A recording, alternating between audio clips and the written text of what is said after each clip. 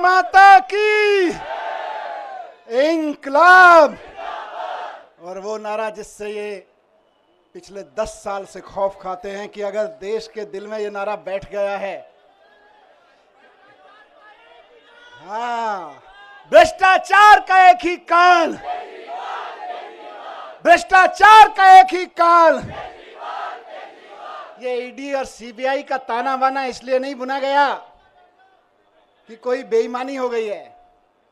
ये ईडी और सीबीआई का ताना बाना इसलिए बुना गया है कि कश्मीर से कन्याकुमारी तक किसी चाय के ढाबे पे भी रुके हुए 10 लोगों से बात करोगे कि केजरीवाल कौन है जानते हो, बोले यार वो दिल्ली में काम बड़ा शानदार कर रहा है, और काम तो कर ही रहा है, ईमानदारी से कर रहा है।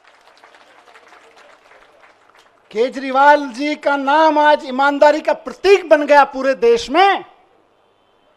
और भारतीय जनता पार्टी इतनी अपने आप को कहते हैं दुनिया की सबसे बड़ी पार्टी होने के बावजूद एक राज्य में एक उदाहरण नहीं पेश कर पाई कि उस राज्य में काम ईमानदारी से हो रहा है और काम हो रहा है। उस छवि को बिगाड़ने के लिए ये सारा षड्यंत्र, सारे कुचक्र रचे जा रहे हैं, उस अरविंद केजरीवाल जी की ईमानदारी की छवि को बिगाड़ने के लिए। लेकिन जनता जानती है, जनता के दिल के दरवाजे खुले हुए हैं। आप जेल के दरवाजे बंद कर सकते हो, लेकिन जनता के दिल के दरवाजे बंद नहीं कर सकते। जनता के दिलों में आज भी वही नारा गूंज रहा है पिछले 10 साल से। बताइए क्या? भ्रष्टाचार का एक ही काल, भ्रष्टाचार का एक ही काल। और जिनका जिक्र अभी संजय भाई ने किया कि इधर उधर जितने भ्रष्टाचारी थे सबको इकट्ठा करके भारतीय जनता पार्टी बना ली और भारतीय जनता पार्टी बड़ी पार्टी कर ली, उनको भी कहना चाहता हूं कि आपका काल अभी जेल में है, लेकिन ज्यादा दिन तक जेल में नहीं रख पाओगे, आपका काल बाहर आएगा। 17 महीने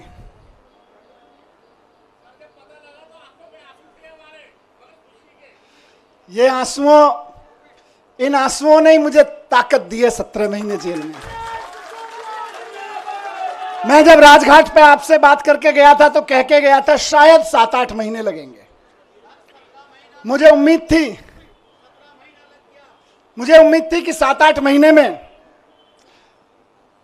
न्याय मिल जाएगा, लेकिन कोई बात नहीं, 17 महीने लग गए। 17 महीने लग गए, लेकिन जीत सच्चाई की हुई है, जीत ईमानदारी की हुई है। इसीलिए कहते हैं कि भगवान के घर पे देर है लेकिन अंधेर नहीं है। भगवान के घर पे देर हो सकती है लेकिन अंधेर नहीं हो सकती है। इनकी तो बड़ी कोशिशें करी इन्होंने, संजय भाई के ऊपर, मेरे ऊपर, अरविंद जी के ऊपर, पार्टी के और नेताओं के ऊपर।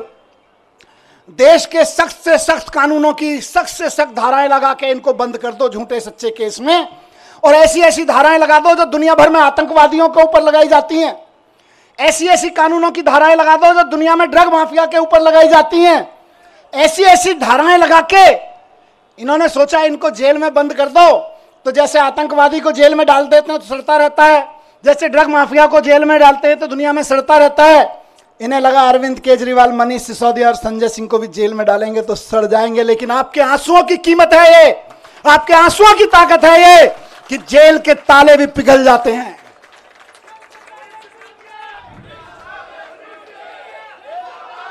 एक ही चीज कहूंगा, कल सुबह मैं बैठा था कि सारी दुनिया की सारी बुरी ताकतें भी इकट्ठी हो जाए ना, तो जो सच्चाई के रास्ते पे चलता है उसका साथ भगवान देता है, उसका साथ भगवान जरूर देता है।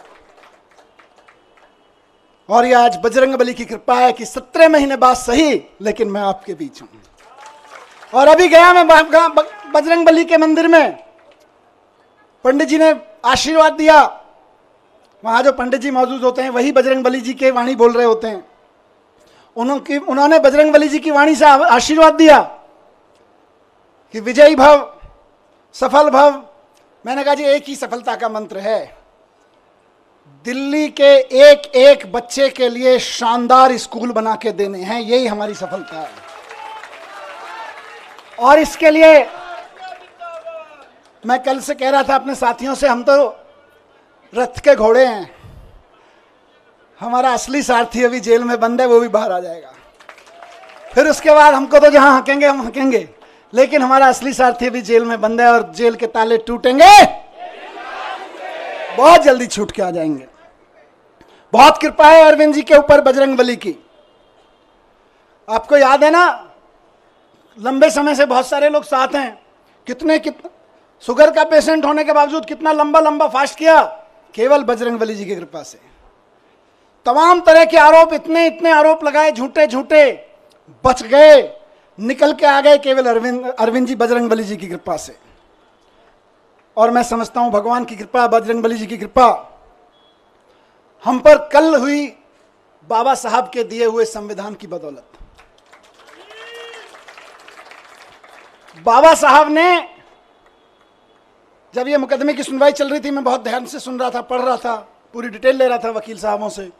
बाबा साहब ने 75 साल पहले, करीब 75 साल पहले अंदाजा लगा लिया था कि कभी कभी ऐसा भी होगा, हम लोकतंत्र का संविधान बना रहे हैं, लेकिन कभी कभी ऐसा भी होगा कि इस देश में तानाशाही ताकतें आके आतंकवादियों और ड्रग माफियाओं पर लगाए जाने वाले कानून को आम आदमी के ऊपर लगाएंगे, व्यापारियों के ऊपर लगाएंगे, विपक्षियों के ऊपर लगाएंगे। तो उस वक्त उन व्यापारियों को, उन आम आदमियों को, उन विपक्षियों को कौन बचाएगा? तो बाबा साहब ने पहले ही लाइन जोड़ दी थी, संविधान बचाएगा। यही भगवान की कृपा है। कौन बचाएगा उनको जब तानाशाह सरकार अपना जुल्म करेगी, एजेंसियों का दुरुपयोग, कानूनों का दुरुपयोग करेगी, जेलों का दुरुपयोग करेगी, तो कौन बचाएगा? 75 साल पहले उस महान शख्सियत ने लिख दिया था कि मैं ऐसा संविधान दे रहा हूं कि तुमको संविधान बचाएगा। आज हम संविधान के बदौलत खड़े, संविधान की ताकत से यहां पे खड़े हैं। आज मैं शुक्रगुजार हूं देश के संविधान का, बाबा साहब का, और साथ साथ बहुत विनम्र निवेदन के साथ में माननीय सुप्रीम कोर्ट का, बहुत विनम्र सम्मान के साथ में माननीय सुप्रीम कोर्ट ने संविधान की दी हुई ताकत का इस्तेमाल करते हुए कल तानाशाही को कुचला, तानाशाही को कल गलत ठहराया। और माननीय सुप्रीम कोर्ट के साथ साथ मैं बहुत तहे दिल से शुक्रगुजार हूं उन वकीलों का जो पिछले 1.5 साल से, 17-18 महीने से, और बल्कि उससे पहले से भी पूरी लड़ाई लड़ रहे हैं। मैं जेल में बैठा था, आप लोग आंदोलन कर रहे थे, अरविंद जी जेल में बैठे हैं, आप लोग यहां सड़कों पे डंडे खा रहे हैं, लेकिन वो वकील इधर से उधर धक्के खा रहे हैं, एक कोर्ट से दूसरे कोर्ट धक्के खा रहे हैं, एक कागज से दूसरे कागज में डाल रहे हैं। इनकी एक एक साजिशों का, इनकी एक एक चालबाजियों का, इनकी एक एक तिगड़मों का जवाब दे रहे हैं अदालतों में खड़े होकर, इनके एक एक झूठ का पर्दाफाश कर रहे हैं। मेरे लिए तो, मैंने कल भी कहा था, भगवान स्वरूप हैं। किसी भी जेल में बंद होने वाले एक व्यक्ति के लिए तो वकील भगवान स्वरूप होता है, और मेरे लिए तो सिंघवी साहब वाकई भगवान स्वरूप हैं। अभिषेक मनु सिंघवी जी, जिन्होंने इस पूरी कानूनी लड़ाई को इस अंजाम तक पहुंचाया, और जल्द ही अरविंद जी को भी बाहर लेकर आएंगे। मैं धन्यवाद करता हूं सिंघवी साहब का, मैं धन्यवाद करता हूं दयान कृष्णन साहब का, मैं धन्यवाद करता हूं मोहित माथुर साहब का, जिन्होंने बहुत बेबाकी से अदालतों के सामने ईडी और सीबीआई और भारतीय जनता पार्टी के सच को बेनकाब किया है। और मैं बहुत प्यार के साथ धन्यवाद करता हूं, उनमें से कुछ लोग मेरे उम्र में छोटे हैं, कुछ बड़े हैं, अपनी आम आदमी पार्टी की लीगल टीम के कुछ वकील साथी, हमारे एमएलएज यहाँ खड़े हैं, साथ साथ में उनको सबको कोऑर्डिनेट करने वाले विवेक भाई, इधर शायद नहीं होंगे, किसी विवेक जैन किसी अदालत में इस समय जाके आर्ग्यूमेंट कर रहे होंगे, इरशाद भाई इस समय कहीं किसी अदालत में आर्ग्यूमेंट कर रहे होंगे, कुछ पेपर बना रहे होंगे, और उनके कई साथी यहाँ खड़े मैं देख रहा हूँ, अपने सारे साथियों को मैं उनका भी बहुत धन्यवाद करता हूँ। रजत, साथ साथ में मैं शुक्रगुजार हूं देश भर में आम आदमी पार्टी के एक एक कार्यकर्ता का, नेताओं का। मैं तो 17 महीने जेल में था, जेल की छोटी सी एक कोठरी थी, इसकी 1/4 सी, इस पूरे स्टेज की 1/4 कोठरी में कोई नहीं। जब मैं गया था तो मैंने, वहाँ के सिपाही वगैरह कहते थे, सर बड़े ऊपर से ऐसी हिदायतें वैसी हिदायतें हैं। मैंने कहा आप चिंता मत करो, मैं तो जंतर मंतर पे एक अखबार के साइज पे सो गया था, मुझे कोई दिक्कत नहीं है। मैं तो वहाँ से निकला हूँ जहाँ अरविंद केजरीवाल जी और मैं और संजय भाई बनारस रेलवे स्टेशन के, और जहां देश भर में रेलवे स्टेशन में रात को 2 बजे ट्रेन आती थी, तो इतने भी पैसे नहीं थे कि रात को किसी लॉज में रुक जाएं, तो जाके 9 बजे खाना खा के स्टेशन पे ही सो जाते थे अखबार बिछा के। हम तो वहां से भी निकल के आए, हमें तो कोई दिक्कत नहीं है। तो लेकिन हम तो वहां सो रहे थे, लेकिन डंडे कौन खा रहा था? जब मैं कोर्ट आता था तो मैं देखता था बैरिकेड लगे हुए और उसकी दूसरी तरफ से नारे लग रहे हैं। अखबारों में देखता था, टीवी में देखता था, आप में से बहुत सारे चेहरे यहां खड़े हैं, मैं देखता था ये मेरी बहन को लाठी लगी, ये मेरी बहन को एक पुलिस वाले ने धक्का दिया, ये मेरे एक भाई को पकड़ के खींचा। दर्द होता था और वहीं से ईश्वर से दुआ करता था, इनको सबको सलामत रखना, इनकी मदद करना, इनको ताकत देना। सलाम करता था आपकी ताकत को मैं वहां से, एक एक कार्यकर्ता को सलाम करता हूं मैं। और सिर्फ डंडे खाने के लिए नहीं, क्योंकि भारतीय जनता पार्टी की जो एक्सपर्टीज अभी संजय भाई ने बताई, उनमें एक शामिल है कि दूसरी पार्टी के कार्यकर्ताओं को और नेताओं को तोड़ने के, दबा के, धमका के, सामदान दंड भेद करके, जेल में भेजने की धमकी देके, जेल में भेज के, उनके हमले करवा के, उन पर धमकी करवा के एकमात्र एक्सपर्टीज किसी पार्टी ने पाई है तो वो भारतीय जनता पार्टी है। लेकिन उसके बावजूद आप टिके रहे, एक एक आदमी टिका रहा, एक एक आदमी झुका नहीं, टूटा नहीं। एक एमएलए कैसे सारे खड़े हैं, मैं जानता हूं किस किस के ऊपर क्या क्या दबाव नहीं था और क्या क्या नहीं होगा और क्या क्या धमकियां नहीं आ रही थी, लेकिन उसके बावजूद बेबाकी से खड़े रहे, सीना तान के खड़े रहे। उस सीने, तने हुए सीने को मैं सलाम करता हूं आप लोगों को, आप डटे रहे। और आज देखिए मजे की बात, अब तो दुश्मन भी इस बात को मानने लगा है कि यार इन आम आदमी पार्टी वालों में कुछ तो मिट्टी है, जो 17 महीने 6 महीने जेल में रह जाते हैं इनके नेता, उसके बावजूद ना झुकते हैं ना टूटते हैं। किसी मिट्टी के तो बने हैं, ये उस मिट्टी के बने हैं। मैं बताता हूं, ये उस मिट्टी के बने हैं भारतीय जनता पार्टी वालों, जिस मिट्टी पर भगत सिंह का पसीना की बूंदें गिरी हुई हैं, जिस मिट्टी पे गांधी ने गोली खाई थी, जिस मिट्टी पे भगत सिंह के पसीने की बूंदें गिरी हुई हैं, जिस मिट्टी पे खड़े होकर बाबा साहब ने तुम्हारी जैसी लोगों की ताकतों के, उस वक्त की ताकतों के जुल्म झेले थे, उस मिट्टी से ये बने हुए हैं। इनको तुम्हारी तोता मैना क्या तोड़ पाएंगे, ये तुम्हारे सीबीआई और ईडी क्या तोड़ पाएंगे, इनको नहीं टूटे लोग। और मैं जेल में बैठा बैठा दुआएं करता रहा और सलाम करता रहा अपने एक एक साथी को कि यह है अरविंद केजरीवाल की मुट्ठी, यह है अरविंद केजरीवाल की फैमिली, यह है अरविंद केजरीवाल का कुनबा, जिसकी एक उंगली को भी हिम्मत से हिला नहीं पा रहे हो तुम लोग। वाह, फक्र था मुझे सब पे। आपने कहा ना कि आप आंसू बहाते थे बाहर, मैं कहता हूं मैं फक्र से सीना चौड़ा करके उस जेल की कोठरी में बैठा होता था अपने एक एक भाई पे के ऊपर और एक एक बहन के ऊपर। यह मेरी ताकत थी। जेल के अंधेरे, मैं कहूंगा कि जेल के अंधेरे में यह ताकत तो होती है कि वो तोड़ तो सकती है, लेकिन जिसके बाहर इतना प्यार, इतनी ताकत, इतना सम्मान। मैं कल से उतरा हूं, मुझे किसी ने बोला मनीष जी 17 महीने बाद आ रहे हो, 2 दिन के लिए रेस्ट पे चले जाना। मैंने कहा यार, जेल के बाहर कदम रखने के बाद पहला हाथ जिस कार्यकर्ता ने पकड़ा था और रात को घर तक जो दूर खड़ा था केवल देख के गया है, वो उम्मीद लगा रहा है कि मेरा मनीष सिसोदिया, मेरा भाई बाहर आ गया है। और मैं कहूं नहीं, मैं तो छुट्टी जा रहा हूं यार, नहीं, खून पसीना बहाने के लिए बाहर आया हूं, छुट्टियां मनाने के लिए नहीं। एक एक दिन जो संजय भाई ने नारा दिया है कि इनकी जमानत जब्त कराएंगे, आज से और अभी से लग रहे हैं। और बीजेपी वालों ढूंढते रह जाओगे कहां गई वोटें, कहां गई वोटें। आज से लगना है सबको। जो सुन रहे हैं सोशल मीडिया और मीडिया के माध्यम से, एक एक कार्यकर्ता साथी को कहना चाहता हूं, दिल्ली के एक एक नागरिक को, हरियाणा के एक एक नागरिक को, देश के एक एक नागरिक को कहना चाहता हूं कि इस तानाशाही के खिलाफ तो एक एक आदमी को वोट करना पड़ेगा। सवाल हमारा नहीं है।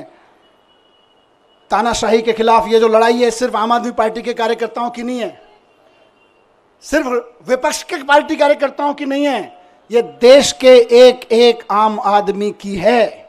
मैं जेल में था अभी, तो कई सारी खबरें, अखबार पढ़ता था, टीवी देखता था, न्यूज में कई सारी खबरें विचलित करती थी। यह विचलित नहीं करता था कि जमानत हुई कि नहीं हुई, इससे कभी मेरे को विचलन नहीं हुआ।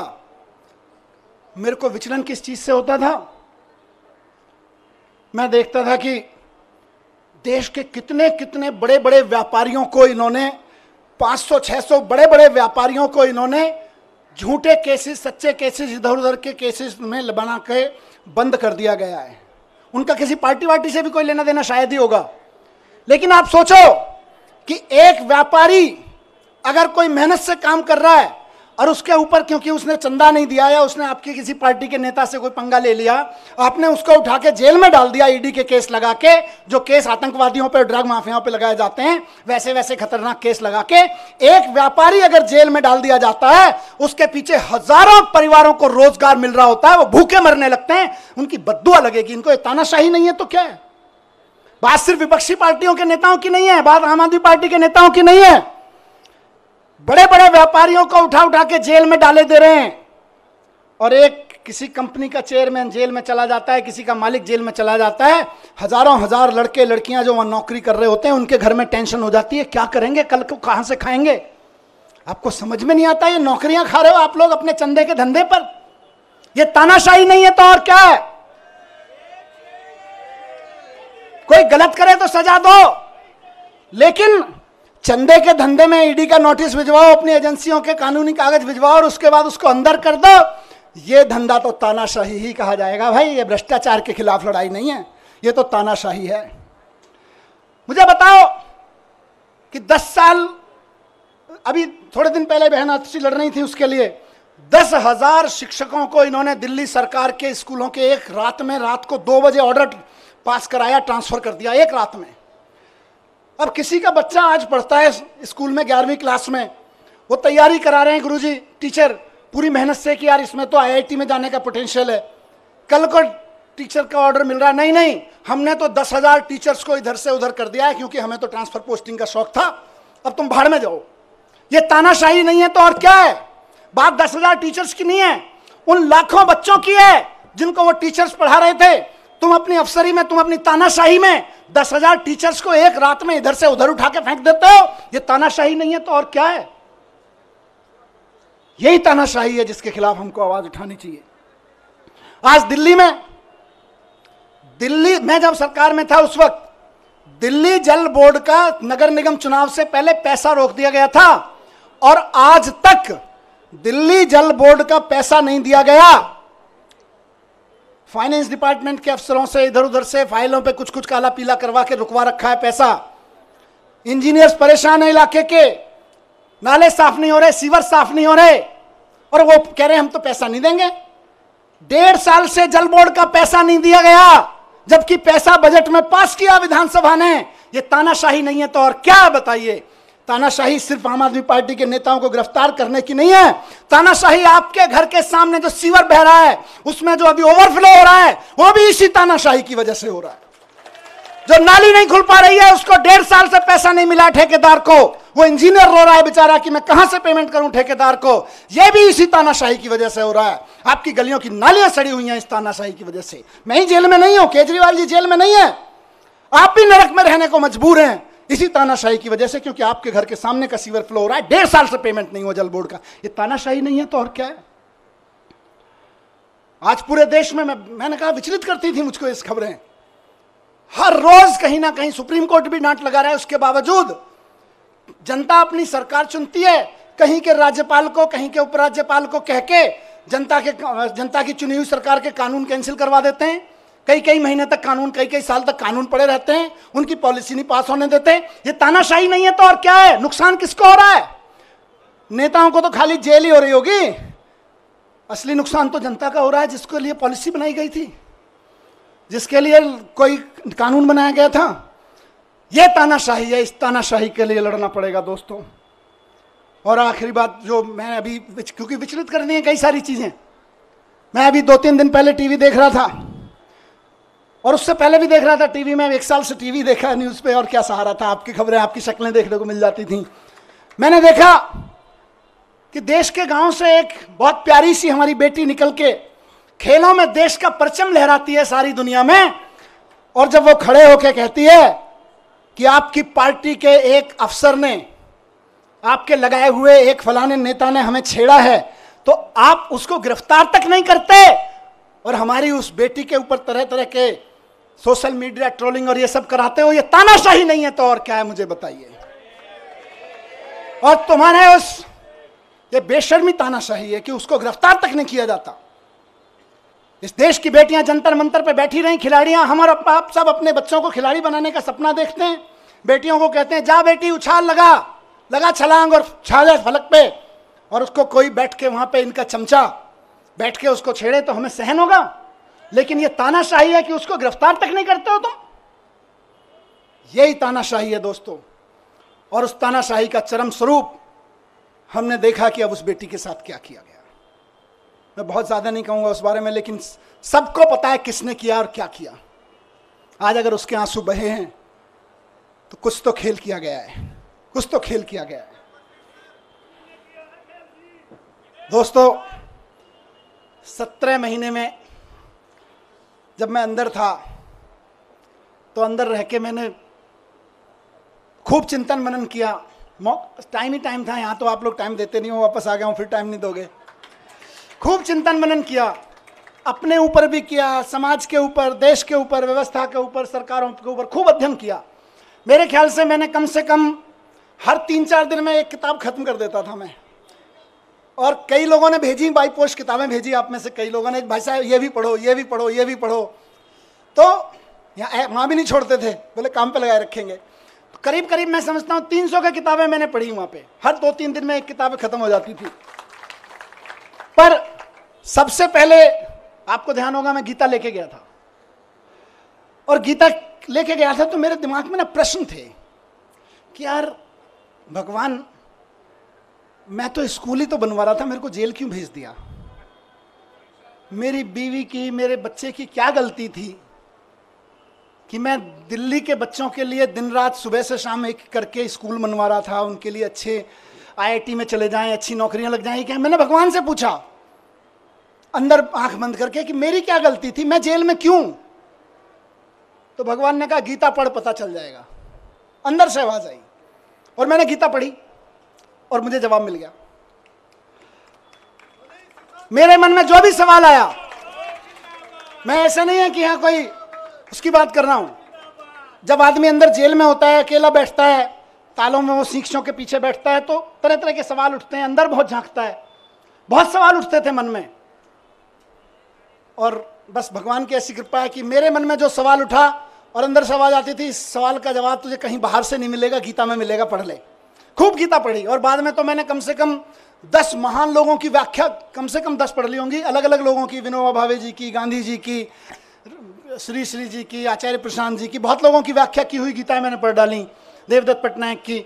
सब में से पढ़ पढ़ के मुझे बड़े सारे आंसर मिलते चले गए, मुझे अपने सवालों के आंसर मिलते चले गए। खूब गीता पढ़ी मैंने। उसके अलावा मैंने दुनिया भर की एजुकेशन की बुक्स पढ़ी, अमेरिका में, फ्रांस में, जापान में, इंडिया में भी कहाँ एजुकेशन पे क्या काम हुआ, खूब पढ़ा मैं। कम से कम 100-125 बुक्स तो मैंने एजुकेशन के बारे में पढ़ी, दुनिया की एजुकेशन सिस्टम के बारे में। और मैंने एक चीज़ जानी दोस्तों, और मेरा इरादा और फर्म होता गया, आप और हम तो पहले से ही उस पर यकीन करते हैं, मेरा यकीन वहाँ पक्का होता गया कि भारत को 2047 तक अगर विकसित राष्ट्र बनाना है तो एक एक बच्चे के लिए शानदार सरकारी स्कूल उपलब्ध कराए बिना कोई रास्ता नहीं है भारत को विकसित राष्ट्र बनाने का। 17 महीने में, उससे पहले कि अपने काम, आप सबके काम और इस अध्ययन चिंतन मनन के बाद लेके लौटा हूं और कुछ दुनिया के बारे में सोच समझ के लौटा हूं कि अगर भारत को विकसित राष्ट्र बनाना है तो देश के एक एक बच्चे के लिए शानदार सरकारी स्कूल, और जहां प्राइवेट हैं उनकी प्राइवेट स्कूलों की फीस कंट्रोल में रखो। इसके अलावा विकसित राष्ट्र बनाने का कोई राजमार्ग नहीं है, कोई रास्ता नहीं है। और अगर कोई आदमी कहता है कि मैं शिक्षा की बात किए बिना भारत को विकसित राष्ट्र बनाने की बात कर लेता हूं, तो जुमलेबाजी होगा, वो केवल जुमले फेंक रहा होगा, विकसित राष्ट्र नहीं बनेगा। अगर कोई आदमी कहता है कि इस देश के हर आदमी के लिए अच्छे अस्पताल, अच्छे मोहल्ला क्लिनिक उपलब्ध कराए बिना, अच्छे सरकारी अस्पताल बनाए बिना हम विकसित राष्ट्र खड़ा कर लेंगे तो महाजुमलेबाज होगा, नेता तो नहीं हो सकता, वो कोई विजनरी लीडर तो नहीं हो सकता। अपनी तानाशाही, जुमलेबाजी की आड़ में तानाशाही का चुनाव जीतने की कोशिश कर रहा होगा, लेकिन नहीं बन सकता। बिना शिक्षा के, बिना स्वास्थ्य के विकसित राष्ट्र बन ही नहीं सकता। दुनिया का कोई राष्ट्र विकसित नहीं बना बिना शिक्षा, बिना स्वास्थ्य और बिना रोजगार पे काम किए हुए। विकसित राष्ट्र की बात हो रही। अब इनको दर्द क्या है? आम आदमी पार्टी ये कर दे रही है। हम नहीं कह रहे, लोग कह रहे हैं कि यार ये बच्चे पढ़ जाएंगे तो अपने आप 2047 का भारत विकसित हो जाएगा। आज ये जो माँ बाप हैं, जो कल आने वाले समय के माँ बाप हैं, ये अगर इनको सबको अच्छे अस्पताल मिल गए, आने वाले बच्चों के लिए अच्छे अस्पताल मिल गए तो अपने आप भारत विकसित हो जाएगा। ये आम आदमी पार्टी कर दे रही है। दिल्ली में कर दिया, पंजाब में कर दिया, इस भरोसे पे गुजरात में, गोवा में, सब जगह वोटें पड़ने लगी, तब इनको दिक्कत हो रही है। इसीलिए सबको जेल में डालने पर आ गए। फिर से सलाम करता हूं कि इनकी तमाम ताकत के बावजूद, इनकी तमाम साजिशों के बावजूद, बुरे वक्त में चट्टान की तरह से इकट्ठे होकर खड़े रहे आप सब लोग, उस जज्बे को मैं सलाम करता हूं। ये पार्टी की ये लीडरशिप, बीच बीच में लीडरशिप यहाँ खड़ी है, बैठी है, कई सारे एमएलए साथी, कई सारे सीनियर लीडर्स यहाँ सब खड़े हैं। ये सब एक मुट्ठी की तरह से जिस तरह से खड़े रहे वो मिसाल है। आने वाले समय में जब आम आदमी पार्टी का आगे जाके राजनीतिक इतिहास लिखा जाएगा देश का, तब लोग कहेंगे कि सबसे बुरे दौर में पार्टी की सारी सीनियर लीडरशिप अपना खून पसीना एक करके सड़कों पे लड़ रही थी, एकजुट होकर लड़ रही थी। ये केजरीवाल जी का कुनबा एकजुट होकर लड़ रहा था, केजरीवाल जी का कुनबा बिखरा नहीं, केजरीवाल जी के साथ खड़ा रहा। इसी से इनको डर लगता है। और फिर कह रहा हूं कि भारतीय जनता पार्टी को अगर लगता है कि मनीष सिसोदिया को जेल भेजने के बाद वो दिल्ली की शिक्षा क्रांति को रोक के लगा देंगे, तो वो गलती कर रहे हैं, वो भूल कर रहे हैं इस बात की। दिल्ली के हर गरीब आदमी को, और ये इलेक्शन का ऐलान कर रहा हूं, दिल्ली के हर गरीब आदमी को बेहतरीन शिक्षा देके उसको समाज की मुख्य धारा में लाने का सपना पूरा करने के लिए हम अपनी जान भी दे देंगे। तुम जेल की क्या बात करते हो यार? तुम जेल से डराते हो, हम जान देने के लिए तैयार हैं। बच्चों की एजुकेशन के लिए, नौकरी के लिए और स्वास्थ्य के लिए तो हमारी ये कई जिंदगियां भी कुर्बान हो जाएं तो कम है यार। आप हमें जेल से डराते हो? नहीं डरेंगे, नहीं डरेंगे आपकी जेलों से। केंद्र कितना भी षड्यंत्र कर ले, 2 करोड़ जनता दिल्ली की, उसके जीवन में खुशहाली लाने के लिए फिर से हम उतरेंगे। एक एक घर पे जाएंगे, एक एक घर को बताएंगे कि केजरीवाल जी इसलिए जेल में नहीं है कि उन्होंने कोई जुल्म किया है, वो इसलिए जेल में हैं कि आपके बच्चों को एजुकेशन देने का सच्चा काम उन्होंने करके दिखा दिया। वो इसलिए जेल में नहीं है कि उन्होंने कोई भ्रष्टाचार किया है, वो इसलिए जेल में है कि आपके मोहल्ले में जो मोहल्ला क्लिनिक चल रहा है वो मोहल्ला क्लिनिक केजरीवाल जी ने बना दिया और आप आराम से वहां जाके अपना छोटे मोटी चीजों का इलाज करा लेते हो। बड़े बड़े सरकारी अस्पताल शानदार होते चले गए, इसलिए केजरीवाल जी जेल में है। और ये फिर से कहूंगा कि जैसे संजय जी को निकाला, जैसे मुझे निकाला और साथियों को निकाला, हर साथी को और केजरीवाल जी को भी संविधान की ताकत निकाल के लाएगी। भारतीय जनता पार्टी और इनके तोता मैना कितने ही ताकतवर हों, लेकिन देश के संविधान से ताकतवर नहीं है। ये लोग देश के संविधान से ताकतवर नहीं है। इनकी सारी यातनाएं, सारी पीड़ाएं सह के भी हम तैयार हैं, क्योंकि हमको यकीन है कि हमारा सुप्रीम कोर्ट है और हमारा संविधान है, संविधान जीतेगा। बस आखिर में यही कहूंगा कि हम भगत सिंह के चेले हैं। कह के गया था ये बात, कह के गए थे ना, भगत सिंह के चेले हैं, डरने वाले नहीं है तुम्हारी जेलों से भी और तुम्हारे तोता मैना से भी।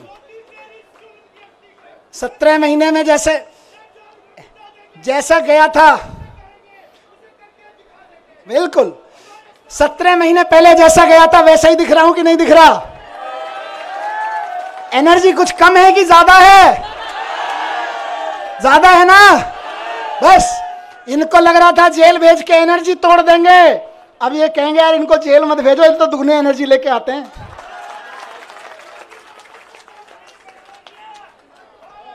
तो दोस्तों, आखिर में एक बात कहूंगा और वो इंपॉर्टेंट चीज है।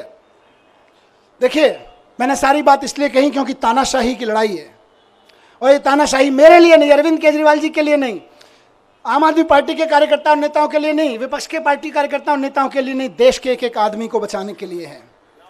इसलिए आज कल जब सुबह बेल का ऑर्डर आया, उससे पहले मैं ऐसे ही टीवी देख रहा था, उसमें 9 अगस्त के बारे में डिटेल चल रहा था, कैसे 9 अगस्त कितना महान दिन है, भारत छोड़ो आंदोलन चलाया था।